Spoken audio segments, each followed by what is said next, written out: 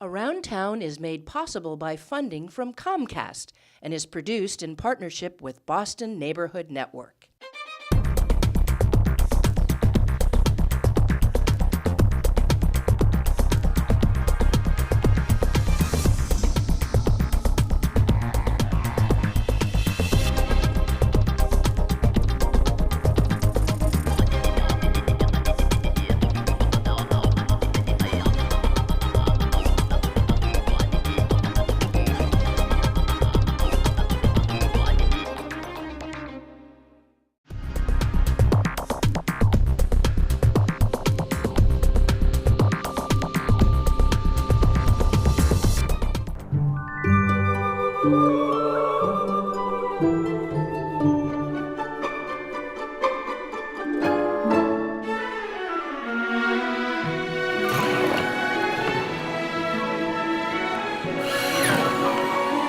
This will be our base of soil. Take it nice and gently. What else? We had dates, We have avocado, cocoa butter.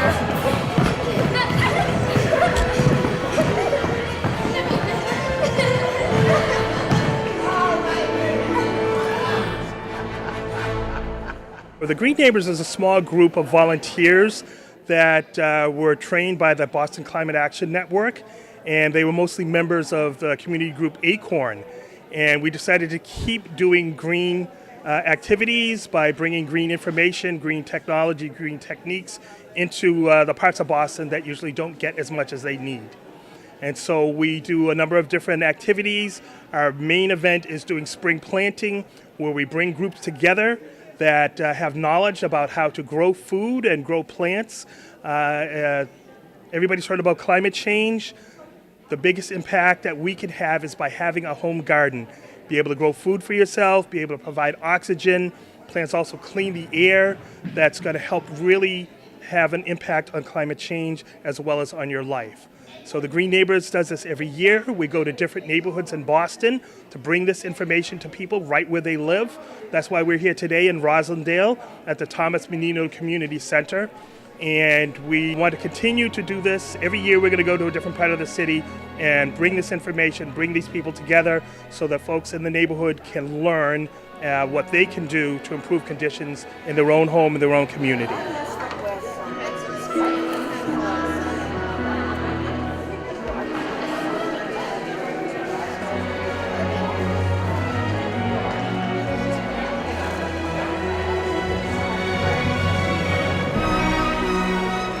We want people to feel that they can do it. A lot of people, if they haven't had anyone that can teach them how to grow plants, how to grow food at home, they just don't believe that they can do it. They say, well, I don't have any space, I live in an apartment, different reasons why they think it's not possible.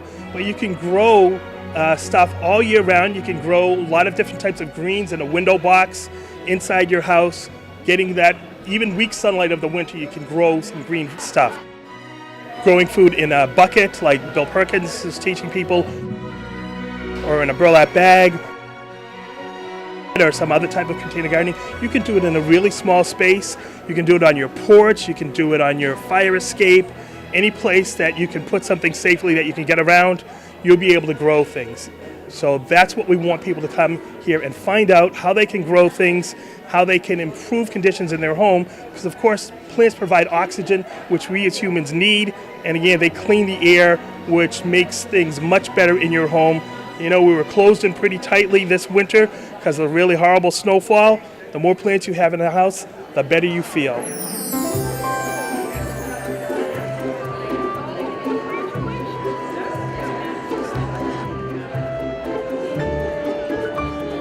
Boston Building Resources has a couple of great products for gardeners, really come in handy. One is this rain barrel here. This is a 50-gallon rain barrel where you can capture the water from your roof and save it for a non-rainy day and then use it to water your plants. And if you have a garden, you know that your water bill can really skyrocket in the summer months, and this is a way to kind of prevent that from happening.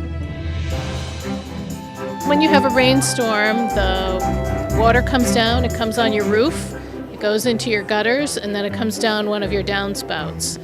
And what you would do is you would situate this rain barrel underneath one of your downspouts. You would shorten it up, and the rain is going to pour on top of this lid. And the lid is a concave, and then there's an opening in the middle, so the water will pour into it.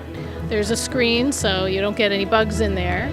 And then it fills up, and once it fills up, then the extra water has to have somewhere to go. So you have this overflow hose. It's going to come out here, and you can either connect this to another rain barrel, or you can just direct it away from your foundation so you're not getting water into your basement. And then when the time comes and you want to use the water, there's this little ball valve down at the bottom here where you can attach a hose or put a watering can. We recommend putting a couple of cinder blocks under it when you install so you can get a watering can under there. And you can use that for your flowers and your vegetables during the times of when it's not raining. We also have a home compost bin where you can take your food scraps, your leaves from your raking your garden, and put it all in there. And after the worms and the beetles do their work, then you have some great compost that comes out the bottom, and you can use that to enrich the soil for your garden.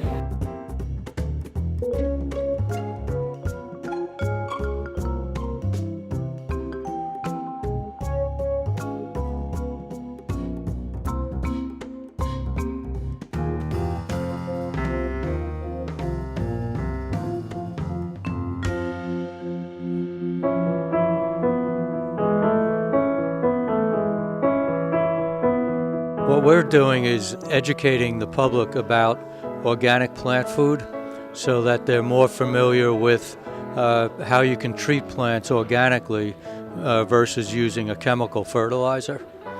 And what our product does is feed and protect your plant in the same application.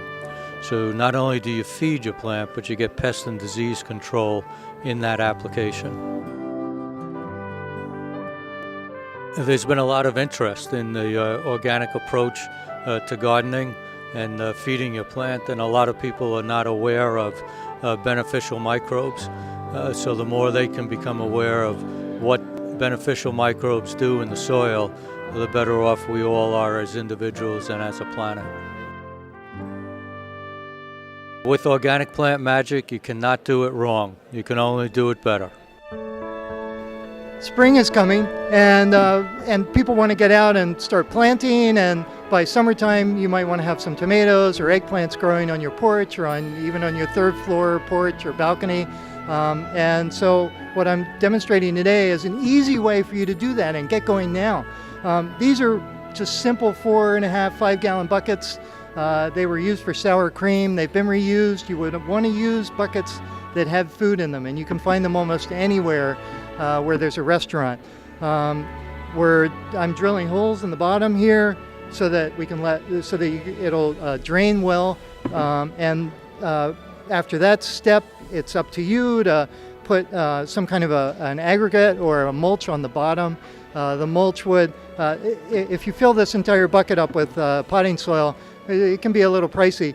So that helps you raise it up because the roots don't need to go quite all the way to the bottom. So you fill it up with some aggregate. Make sure the holes are not blocked. So you don't want to put dirt right up against the holes. You might want to put a few stones around them.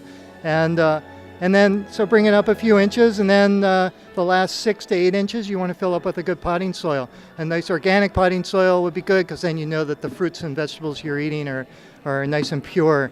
And that's basically it. And then from then on, it's just tender, loving care.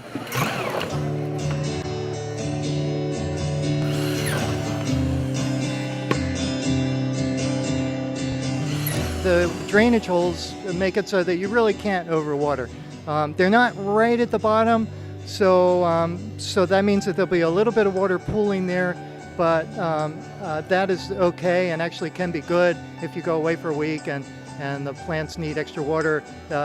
Even though there might be mulch or gravel down there, they'll send a few roots down to that area anyway, looking around for food, and they'll be able to tap into that water. But basically, you want to keep it wet. You want to keep it moist. And in the summertime, there might be days when you need to water almost every day. A good thorough watering and then let it go for a while is better than keeping it drenched or watering just a little bit every day. So you really want to get the whole mass of soil wet and let it go for a few days, even almost to the point of drying out, because the roots will encourage the roots to sort of spread out more, looking for more moisture, and therefore they'll find more nutrients at the same time. A lot of people don't realize that there are a lot of things you can do with urban agriculture. At Agricultural Hall, the store I have, I sell equipment for people that keep chickens and bees, and there are also supplies there for people that want to tap sugar maple trees and make some maple syrup on their own, or to grow mushrooms. So there are lots of urban agricultural activities that people can do that they don't realize, and the resources are all around us. These buckets here are collected by a company called Save That Stuff in Charlestown, and they supply them to us for free for this event. They're very helpful and support the community in a lot of different ways. I'm going to ask you to come over here and cut the banana in like 4 pieces. I'm going to let you cut something else. I've gone back and forth with health myself. I was actually made very ill by pesticides that were sprayed on my lawn in Waterville Valley by a very disreputable company.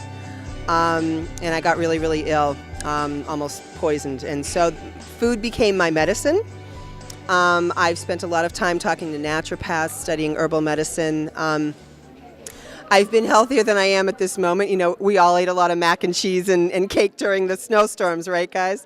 But, you know, when spring comes, you want to be doing, you know, smoothies and juicing and eating dandelion greens and things that make you feel good, because you just have more energy and you feel better. The one thing I'll just ask people to do is pay attention to the food you eat. Keep GMOs and pesticides out of your diet. Eat organic as much as you can. There are cheaper ways to do it, and grow it, because look at all these people here who are teaching you how to grow food. So much, because this is a blessing. What a delicious meal. We have so much stuff in there. Tell us again. Almonds, almond milk. We have this. We have this. What else? We had dates, We in have Give me dates. avocado, cocoa butter, What's that? banana, almond That milk. coconut oil. and what else, guys? Blueberry. Blueberries. Coconut oil. With the smoothies, it was fun because you got to pick anything you want to be in the smoothie, except for like stuff that doesn't go in smoothies. So like strawberries, blueberries, and green tea and more kind of stuff.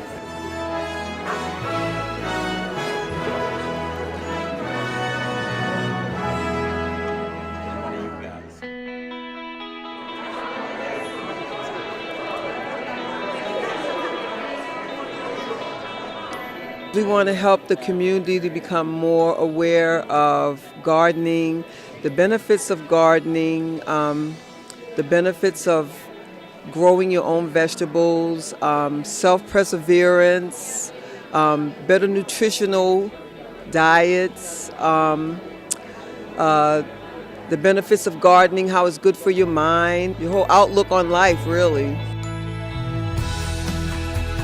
We bought annual and perennial seeds for flowers. Annual flowers bud once a year, you know, throughout the whole summer, and then they go away. You got to replant them next year. Perennials, you plant them and they'll last up to like 5 years.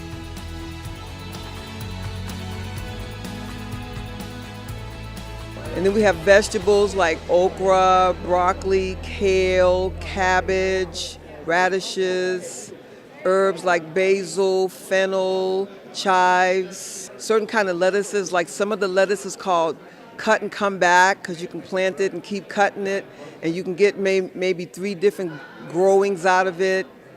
And then some lettuce you plant and it grows and you get your harvest, and then you plant some more lettuce like in August and you get another harvest. We got all kinds of stuff like that.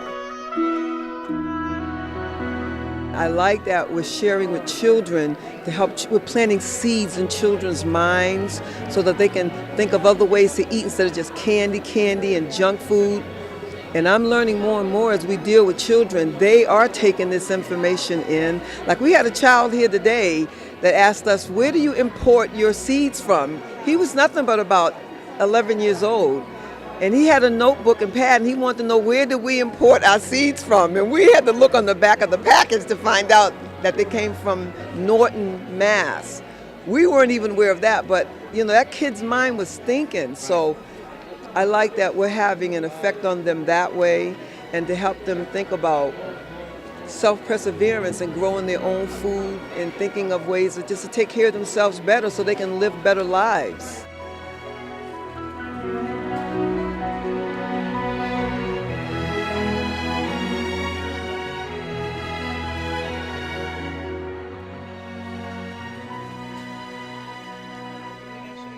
We have a table here today, and we are working almost exclusively on a particular project, which is trying to raise the awareness of everybody in the city of Boston about the 4,400 gas leaks located underneath our streets in the city of Boston. We have the second oldest gas pipe infrastructure in the United States of America, after Baltimore, Maryland. There's leaks galore. National Grid, which is the main gas company, is going at what we consider a rather rapid snail's pace to fix all these leaks. It's been estimated by a team at Boston University that if those leaks were fixed, it would save enough gas. Electricity is produced mostly by gas-powered electric plants in Massachusetts.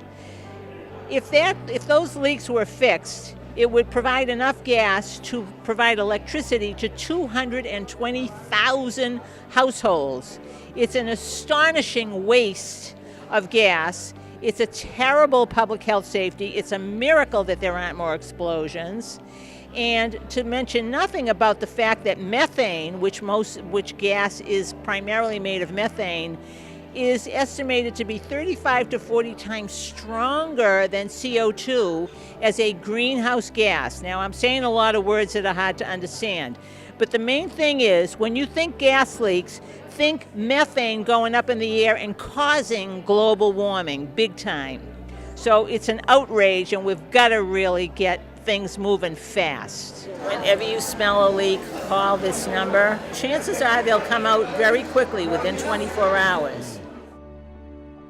We're hoping to have gas leak patrols in as many cities neighborhoods of Boston as we can, whereby we get a group of people together from that neighborhood and we take them around to the biggest leaks in their neighborhood, and we mark the leaks with a sign saying, call National Grid and demand that these leaks be fixed immediately. So that's basically what we're up to. We know we're fighting a huge corporation that's based in England. It's always an uphill battle when you're fighting a big organization like that, but we've got to do it, because pulling gas out of the ground is a very, very dirty, toxic business. And nobody seems to talk about the terribleness. There's this myth that gas is a beautiful, clean bridge fuel until the time where we can get to solar and wind and hydropower, but it's not such a good option. It's not such a good option. Pulling it out of the ground is dirty and carcinogenic. Piping